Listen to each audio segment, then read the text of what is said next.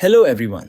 तो आज हम पढ़ने वाले हैं क्लास 8 सिविक्स का चैप्टर 1 द इंडियन कॉन्स्टिट्यूशन। कहानी शुरू होती है एक फुटबॉल गेम के साथ, जब क्लासरूम के सभी बच्चे फुटबॉल खेल रहे थे। फुटबॉल के अपने कुछ रूल्स होते हैं, जैसे हाथ से बॉल नहीं छूना।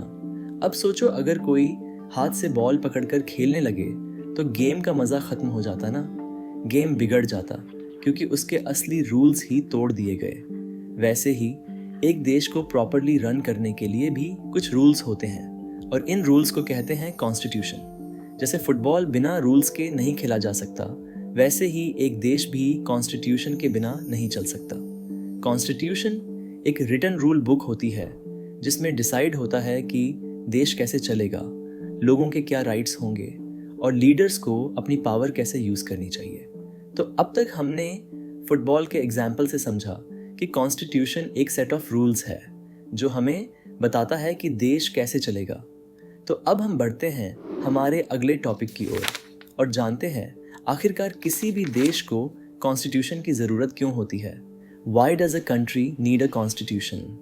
सोचो, एक क्लासरूम है जहाँ एक लड़का सुरेश मॉनिटर बना हुआ है, लेकिन वो अपनी पावर का गलत यूज़ करता है। टीचर ने उसे क्लास संभालने को बोला, लेकिन उसने बिना वजह एक स्टूडेंट अनिल को पनिश कर दिया, क्योंकि वो उसे पसंद नहीं था।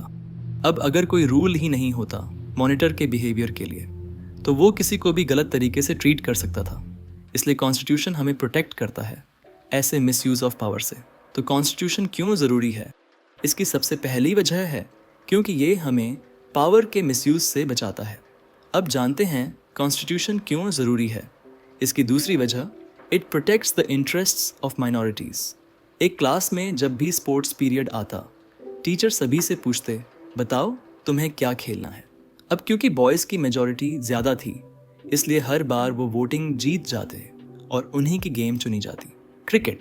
लेकिन गर्ल्स जो बॉयज़ से कम थीं, वो बास्केटबॉल खेलना चाहती थीं, पर उनकी कभी सुनवाई ही नहीं होती। तो जब मेजॉरिटी अपने फैसले माइनॉरिटी पर थोपती है, उसे कहते हैं tyranny of the majority. Constitution ये भी रोकता है ताकि सबकी सुनवाई हो। तो कॉन्स्टिट्यूशन क्यों ज़रूरी है? इसकी दूसरी वजह है क्योंकि ये माइनॉरिटी के इंटरेस्ट को प्रोटेक्ट करता है। अब जानते हैं कॉन्स्टिट्यूशन क्यों ज़रूरी है। इसकी तीसरी वजह, it protects us from taking decisions which are harmful in long term. एक और एग्जाम्पल देखते हैं। एक लड़की शबनम पढ़ाई कर रही थी क्योंकि कल उसका टेस्ट था, लेकिन उसके पेरेंट्स टीवी देख रहे थे, तो उसका भी दिल करने लगा। लेकिन उसने सोचा कि अगर मैं अभी टीवी देखने लगी तो कल फेल हो जाऊंगी, इसलिए उसने टीवी ही बंद कर दिया। इसी तरह कॉन्स्टिट्यूशन भी हमें गलत डिसीजंस लेने से बचाता है और फ्यूचर के लिए सेफ रखता है। तो इस टॉपिक में हमने ये सीखा कि कॉन्स्टिट्यूशन सिर्फ सरकार चलाने के लिए नहीं, बल्कि हमें खुद से भी बचाने के लिए होता है। तो कॉन्स्टिट्यूशन क्यों ज़रूरी है? इसकी तीसरी वजह है क्योंकि ये हमें गलत डिसीजंस से बचाता है। तो हमारे इस टॉपिक में हमने ये जाना कि कॉन्स्टिट्यूशन क्यों इम्पॉर्टेंट है, जिसकी पहली वजह है यह हमें पावर के मिसयूज़ से बचाता है। दूसरी वजह है यह माइनॉरिटीज़ के इंटरेस्ट को प्रोटेक्ट करता है। और आखिर में तीसरी वजह है यह हमें गलत डिसीजन लेने से बचाता है। तो अभी तक हमने जाना कि कॉन्स्टिट्यूशन क्या होता है और इसकी ज़रूरत क्यों है। तो चलो बढ़ते हैं हमारे अगले टॉपिक की ओर। जानते हैं कॉन्स्टिट्यूशन के की features, the Indian constitution and it's की फीचर्स।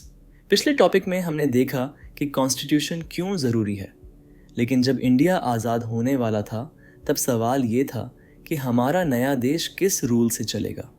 तो 1946 में 300 लोगों की एक टीम बनी जिसका नाम था कॉन्स्टिट्यूएंट असेंबली।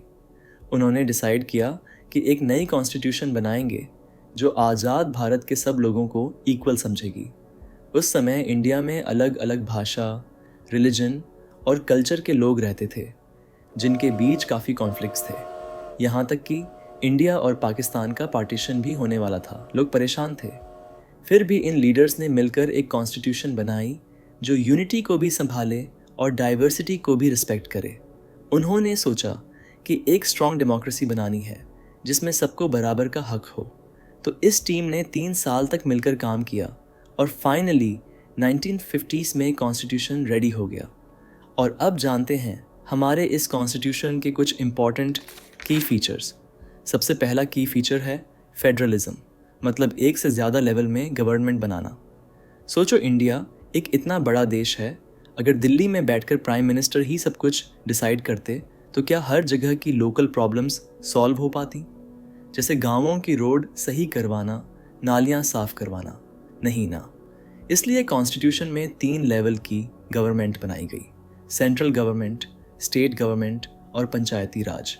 हर लेवल को अलग अलग काम दिए गए और लिखकर बताया गया कि कौन क्या करेगा और पैसा कहाँ से आएगा।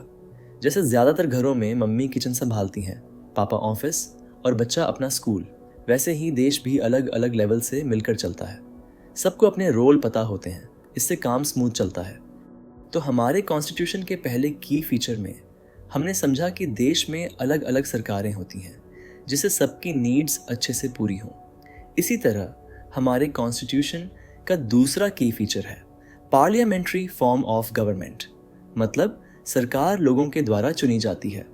हम जानते हैं कि गवर्नमेंट लोगों के वोट से बनती है, यानी हर एडल्ट सिटीजन को वोट देने का राइट होता है। इसे कहते हैं यूनिवर्सल एडल्ट फ्रेंचाइज, मतलब कोई भी मैच्योर आदमी या औरत, चाहे किसी भी कास्ट, रिलीजन या बैकग्राउंड से हो, वोट दे सकता है। और सिर्फ वोट नहीं, वो खुद भी इलेक्शन लड़ सकता है। इससे लोगों में रिस्पॉन्सिबिलिटी का एहसास आता है और लीडर्स भी अकाउंटेबल रहते हैं, क्योंकि अगर वो गलत काम करें तो नेक्स्ट टाइम उन्हें वोट नहीं मिलेगा और वो इलेक्शन हार जाएंगे। यानी असली पावर लोगों के हाथ में होती है, लीडर्स के हाथ में नहीं। तो हमारे कॉन्स्टिट्यूशन के दूसरे की फीचर में हमने जाना कॉन्स्टिट्यूशन के अंदर गवर्नमेंट लोगों के द्वारा चुनी जाती है और इसी वजह से असली पावर लीडर्स के हाथ में नहीं, लोगों के हाथ में होती है। और अब हम जानते हैं हमारे कॉन्स्टिट्यूशन का तीसरा की पॉइंट, जो है सेपरेशन ऑफ पावर्स, मतलब पावर का बंटवारा। सोचो, अगर किसी स्कूल में प्रिंसिपल ही टीचर भी हो और एग्जाम भी वही चेक करे, क्या वो फेयर होगा? नहीं ना। वैसे ही देश में भी पावर को डिवाइड करना ज़रूरी है। इसलिए कॉन्स्टिट्यूशन में पावर को 3 पार्ट्स में डिवाइड किया गया है। पहला लेजिस्लेचर, जो लॉ बनाता है, दूसरा एग्जीक्यूटिव, जो लॉ को इम्प्लीमेंट करता है, और तीसरा जुडिशरी, जो लॉ फॉलो नहीं होने पर सज़ा सुनाता है। हर पार्ट एक दूसरे को चेक करता है ताकि कोई भी अपनी पावर का गलत यूज़ न कर सके। ये सिस्टम पावर को बैलेंस करता है। तो हमारे कॉन्स्टिट्यूशन के तीसरे की फीचर में हमने जाना पावर डिवाइड होने से देश में बैलेंस बना रहता है। अब बढ़ते हैं हमारे कॉन्स्टिट्यूशन के सबसे इम्पॉर्टेंट की फीचर की ओर, जिसका नाम है फंडामेंटल राइट्स। ब्रिटिश रूल के टाइम लोगों के साथ बहुत गलत होता था, इसलिए कॉन्स्टिट्यूशन में लिखा गया कि हर सिटीजन के कुछ बेसिक राइट्स होंगे जिन्हें फंडामेंटल राइट्स कहा जाता है। फंडामेंटल राइट्स में टोटल 6 राइट्स है। पहली राइट है राइट टू इक्वालिटी, मतलब कॉन्स्टिट्यूशन के सामने सब बराबर हैं, फिर चाहे वो किसी भी रिलीजन, जेंडर या कास्ट का हो।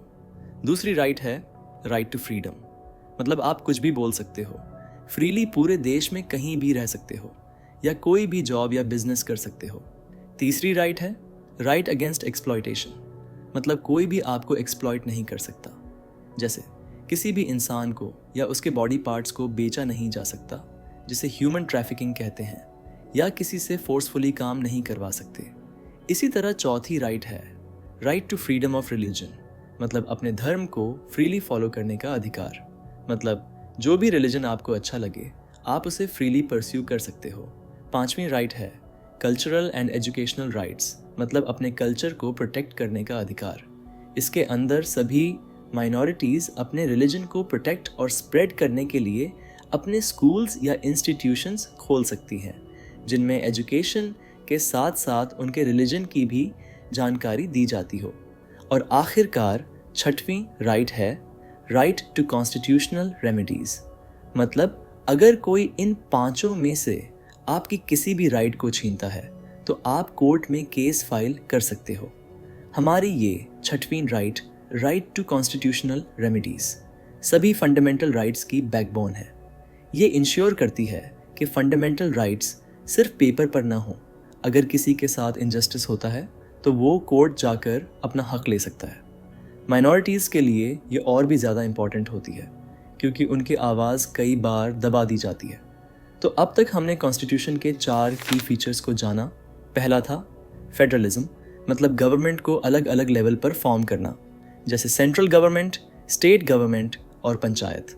दूसरा था पार्लियामेंट्री फॉर्म ऑफ गवर्नमेंट, मतलब लीडर्स लोगों के द्वारा चुने जाते हैं। तीसरा था सेपरेशन ऑफ पावर्स, मतलब पावर को 3 पार्ट्स में बांटा जाना, जिससे पावर का मिसयूज ना हो, लेजिस्लेटिव, एग्जीक्यूटिव और जुडिशियरी।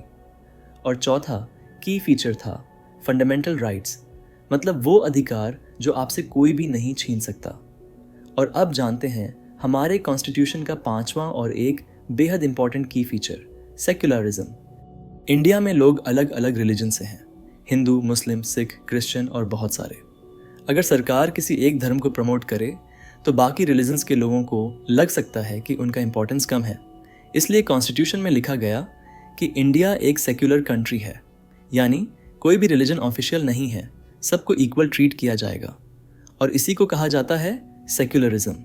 लेकिन अगर किसी रिलीजन में ऐसी प्रैक्टिस हो जो दूसरों को हर्ट करे, जैसे अनटचेबिलिटी, तो सरकार उसमें इंटरफियर कर सकती है। लेकिन ये इंटरफियरेंस भी बिना बायस के सिर्फ कॉन्स्टिट्यूशनल प्रिंसिपल्स के बेस पर होता है। इस कॉन्सेप्ट को कहते हैं प्रिंसिपल्ड डिस्टेंस। तो बस इसी के साथ ख़त्म होता है हमारा ये प्यारा सा चैप्टर। मिलते हैं अगली वीडियो में अगले चैप्टर के साथ, और तब तक के लिए दीजिए मुझे इजाज़त। नमस्कार।